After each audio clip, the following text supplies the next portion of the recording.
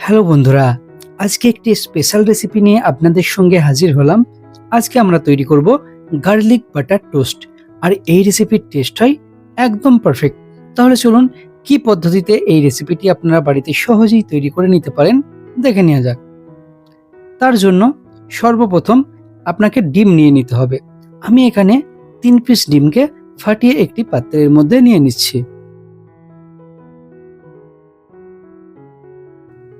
ডিম অ্যাড করা হয়ে গেলে এর মধ্যে স্বাদ অনুসারে লবণ দিয়ে এরপর এটি পারফেক্টভাবে ফেটে নিতে হবে।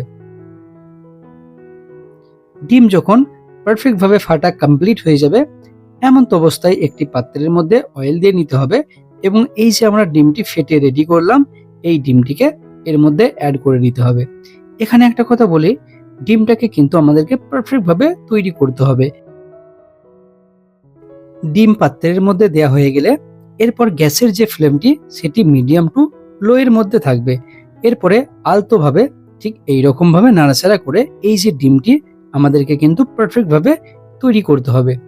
এখানে একটা কথা বলে রাখি, ডিমটি কিন্তু সম্পূর্ণরূপে ভেজে নেওয়া যাবে না। ডিমটা ঠিক কেমন পর্যায়ে আপনাকে রাখতে হবে সেটি আমি দেখিয়ে দিচ্ছি। দেখুন, এই যে আমাদের ডিমটি তৈরি হয়েছে এই রকম অবস্থায় আপনারা ডিমটি রেডি করে রাখবেন। এরপরে একটি পাত্রের মধ্যেতে আমরা এখানে বাটার ইউজ করে নিচ্ছি। বাটারটি দিয়ে যখন সম্পূর্ণরূপে এটি গলে যাবে, আপনারা বাটার না থাকলে ঘি এখানে ইউজ করতে পারেন। দেখুন এটি সম্পূর্ণরূপে গলে গেছে। এরপর এর মধ্যে কিছু ইনগ্রেডিয়েন্টস অ্যাড করতে হবে, যার মধ্যে প্রথমে থাকছে কিছুটা পরিমাণ রসুন কুচি। রসুনগুলো যখন একটু কুকড হয়ে আসবে এমন তো অবস্থায় এর ক্রিমটা তৈরি করতে হবে। ক্রিমটা তৈরি করার জন্য আপনি এখানে ময়দা নিতে পারেন অথবা কর্নফ্লাওয়ার। আমি এখানে 1 চা চামচ পরিমাণ নিয়েছি। এরপরে বাটারের মধ্যে একটু ভালো করে ভেজে নিয়ে অল্প অল্প পরিমাণ করে দুধ অ্যাড করতে হবে। একবারে ফুল দুধটি এখানে ইউজ করবেন না। আমি এখানে 200 ml পরিমাণ পর্যন্ত দুধ ইউজ করছি। দুধ দেওয়া হয়ে গেলে এরপর কন্টিনিউ ঠিক এইরকম ভাবে নাড়াচাড়া করতে থাকবেন যতক্ষণ পর্যন্ত এই দুধটি আস্তে আস্তে এখানে ফুটবে। ততক্ষণ করতে আমাদের যে ক্রিমের টেক্সচারটা পারফেক্ট তৈরি হয়ে যাবে। এমন তো অবস্থায় আমরা অ্যাড করছি কিছুটা চিলি ফ্লেক্স এবং কিছুটা গোলমরিচ এখানে গুঁড়ো। এরপর একটু সময় পার হলেই আমাদের যে ক্রিমের টেক্সচারটা এখানে কিন্তু তৈরি হয়ে যাবে। আর দেখতেই পাচ্ছেন ধীরে ধীরে এর মধ্যে একটি গাঢ় ভাব আসতে শুরু হয়েছে। আর এখানে আমাদের যে ক্রিমের লেয়ারটা এটা কিন্তু তৈরি মোটামুটি পরিমাণ হয়ে এসছে। এমন তো অবস্থায় আমরা এখানে অ্যাড করব ডিম। ডিম যেটি আমরা আগে থেকেই তৈরি করে রেখেছিলাম। এরপরে এই ডিমটিকে এই ক্রিমের মধ্যে বেশ সুন্দরভাবে এখানে মাখিয়ে নিতে হবে। আর দেখতেই পাচ্ছেন আমাদের যে ক্রিমের টেক্সচারটা কতটা সুন্দর তৈরি হয়েছে।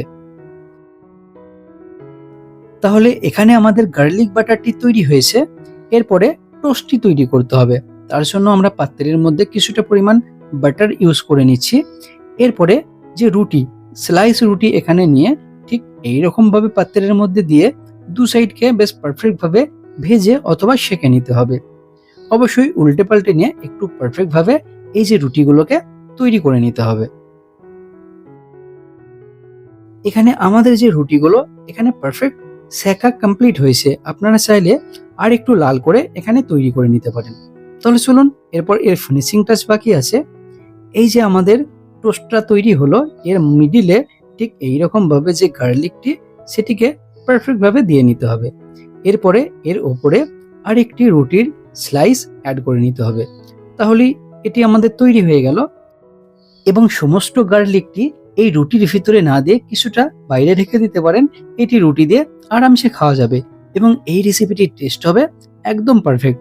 আপনারা অবশ্যই এটি বাড়িতে তৈরি করবেন এবং কমেন্ট বক্সে জানাবেন কেমন হয়েছে।